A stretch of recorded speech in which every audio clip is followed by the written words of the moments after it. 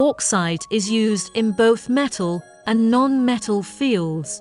It is the best raw material for metal aluminium production, and also the most important application field.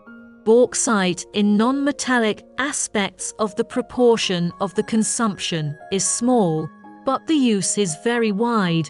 With the continuous development of cutting-edge new technology, bauxite ball pressing equipment is also steadily continuous innovation, such as in the noise control of the equipment. The noise of the equipment produced today is much smaller than in the past. Consumption is also greatly reduced, and the pellet rate of raw materials is also increasing, further reducing the probability of rework of raw materials.